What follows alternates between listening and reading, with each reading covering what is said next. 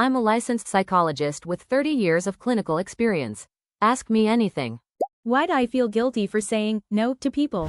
I want to start by saying that the fact you're asking this question already tells me something important. You're aware of yourself, you care about your impact on others, and you're ready to look inward. Feeling guilty for saying no is incredibly common, but it's also something we can understand, unpack, and work through. So let's do that together.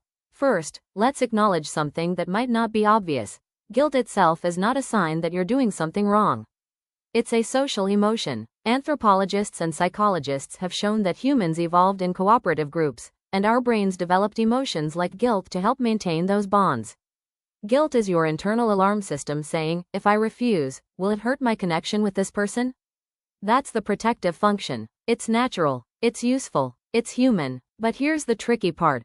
For many of us, this system becomes overactive. It starts reacting to things that don't actually threaten our relationships or our safety. Saying no becomes emotionally charged, even when it's entirely reasonable. I've seen this hundreds of times in my practice.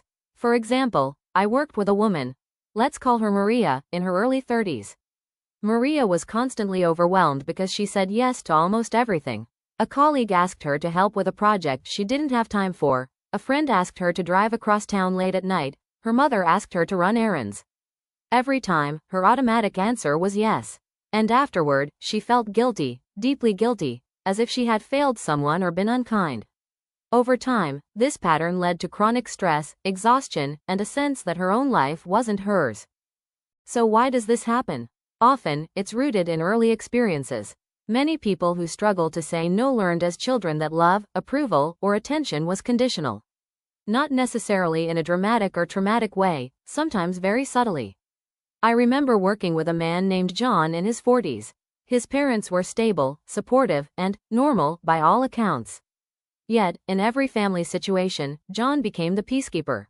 If conflict arose, he learned that disagreeing or asserting himself caused tension. Saying no felt emotionally unsafe. Over time, he internalized a rule: if I refuse, I might be rejected or unloved.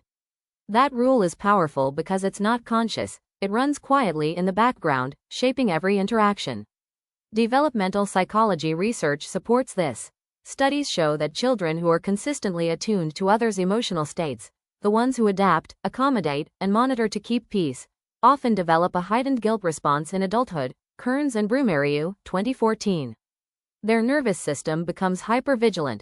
Saying no triggers alarm bells, even when there's no actual danger. Let's pause for a moment. I want you to reflect. Can you remember moments when saying no felt impossible?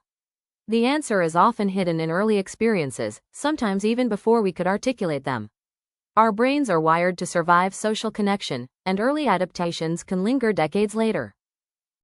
Cultural and social expectations also play a major role. Guilt doesn't exist in a vacuum. Some cultures, workplaces, and family systems reward compliance and punish refusal. Gender norms amplify this too. Women, in particular, are socialized to be nurturing, accommodating, and self-sacrificing. I worked with Anna, a client who felt constant guilt declining colleagues' requests. She worked in a competitive corporate environment but also grew up in a family system where helping equaled love. Each layer reinforced the message: refusal is unacceptable. Research confirms this. Social expectations significantly influence guilt responses. Tangney and Deering, 2002. Now, here's a critical point. Guilt is often not about the other person at all. It's about internalized rules you've carried for years. Saying no is triggering because it violates these ingrained patterns. But recognizing this distinction gives you power. The guilt is real, but it doesn't mean you're doing something wrong. So what can we do about it? How do you say no without the crushing guilt? The first step is awareness. Notice when you're saying yes automatically. Don't judge yourself, just observe. Then, try naming the feeling.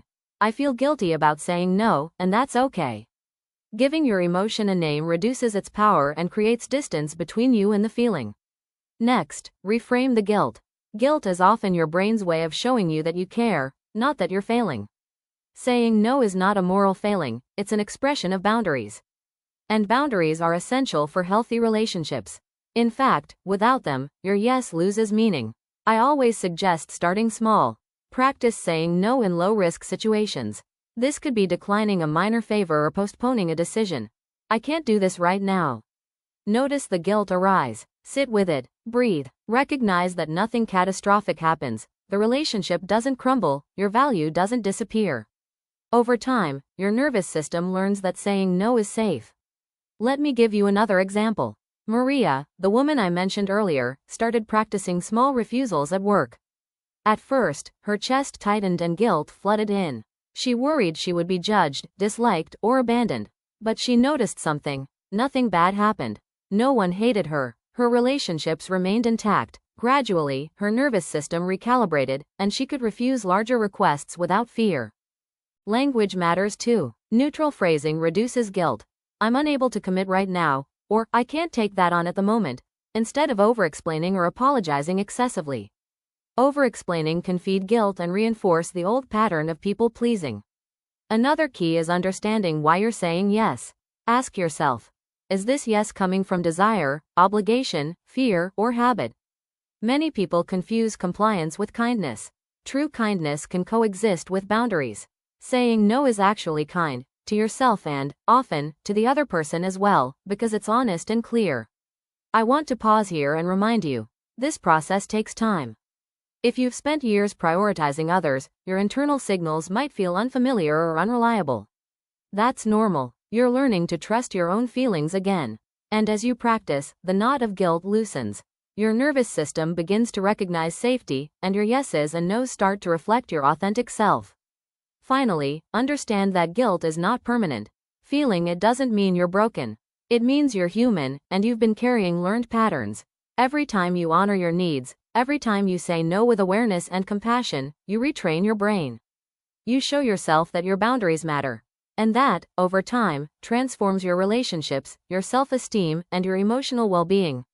So, as we wrap up, remember, guilt for saying no is normal, understandable, and addressable.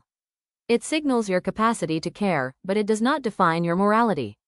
Saying no is an essential skill for healthy living. Begin small, notice the patterns, reframe your guilt, and trust that your needs are valid. And remember, every time you practice this, you're not just refusing a request, you're reclaiming a part of yourself that has been quiet, cautious, and waiting. Your no matters, your yes matters, your feelings matter, and learning to honor all of that is the true path toward balance, connection, and self-respect. Over time, as you practice saying no with awareness, something subtle but powerful begins to happen. The knot of guilt loosens. It doesn't disappear instantly, it never does, but it gradually shifts. Your nervous system starts learning that refusing a request does not equal rejection, and that honoring your own needs is safe. In my experience, this is one of the most profound transformations people report. I remember working with a client, let's call her Lila. Lila had spent her entire adulthood accommodating everyone around her, colleagues, family, friends. Every refusal felt like a betrayal, and every yes came at the expense of her own energy. When we began practicing small, deliberate refusals in session and in her daily life, she noticed a remarkable shift. At first, the guilt hit hard, chest tightness, racing thoughts, anxiety. But over weeks and months, those feelings became quieter, almost like static in the background. The more she honored herself, the more her internal alarm realized, nothing catastrophic is happening. Saying no is okay. By the 6-month mark, she could refuse larger requests without spiraling into guilt, and her relationships improved because she was no longer resentful or exhausted. This is key. Guilt often fades not because the world changes, but because you change your internal narrative. Your brain learns a new rule. I can exist fully, with my boundaries intact, and still be loved, respected, and connected. Neuroscience supports this. Repeatedly practicing boundary setting strengthens the prefrontal cortex, the part of the brain responsible for executive function, self-regulation, and decision-making, while reducing the overactivation of the amygdala, which drives anxiety and fear responses. Simply put, your brain literally rewires itself when you consistently honor your needs. Another client I worked with, Sam, struggled with guilt around family requests. Even small refusals, like saying he couldn't attend a weekend visit, triggered anxiety and over-apologizing. We practiced a technique called boundary rehearsal, imagining the scenario, stating the no out loud, and visualizing both himself and the other person remaining calm and connected. At first, this felt artificial, almost silly. But over time, it created a sense of psychological safety, so when real situations arose, Sam could respond without the automatic guilt spiral. It's also important to notice that healthy boundaries don't just reduce guilt, they change how you experience relationships. When you stop automatically giving in, you stop accumulating resentment, stress, and burnout. People begin to respect you not just for what you do for them, but for who you are. Your presence matters more because it's authentic, not performed. You may ask, does this mean people won't get upset when I say no? Yes, sometimes they will. That's part of life. Setting boundaries can trigger discomfort in others, especially if they're accustomed to you always accommodating them. But this is not a sign of failure. It's an indication that your patterns are shifting and your authentic self is emerging. In my 30 years of practice, I've seen that when boundaries are communicated kindly, consistently, and calmly, relationships adapt, sometimes surprisingly quickly, to a healthier dynamic. Practical exercises can accelerate this transformation. Journaling your yes and no decisions, write down each time you say yes out of obligation and how it felt afterward. Then write down times you said no and note the feelings. Over weeks, you'll see patterns and recognize progress. Boundary rehearsal visualization. Imagine saying no in a challenging situation. Visualize both yourself and the other person responding calmly. Repeat daily to strengthen your internal sense of safety. Micro refusals. Start with low-stakes situations. Declining a minor favor, skipping a non-essential event, or postponing a task. Notice the guilt, breathe through it, and observe that nothing catastrophic occurs. Self-compassion check-ins. After saying no, remind yourself, I honored my needs. That is enough. I am enough. This reinforces internal validation rather than reliance on external approval. Gradually, as these practices accumulate, guilt is no longer a constant companion. Instead, it becomes a brief signal. I care about others, but I also care about myself. That subtle shift transforms your emotional life. You become more present, less reactive, and more connected, both to yourself and to others. And here's something profound. When your guilt decreases, your empathy doesn't disappear. Many people fear that saying no makes them selfish. In reality, authentic giving grows. When you are centered, your generosity comes from choice, not compulsion. That is a deeper, more sustainable form of care. Finally, this process reinforces self-esteem and emotional well-being. You realize that your value is not conditional on how much you do for others. You see that your feelings, preferences, and limits matter. And you start living with a sense of integrity, where your actions align with your true self. Remember, honoring your needs and practicing saying no is a journey, one that strengthens your self-respect, your relationships, and your emotional well-being. Subscribe and turn on notifications so you don't miss new episodes where we explore more questions about your mind, your feelings, and your life.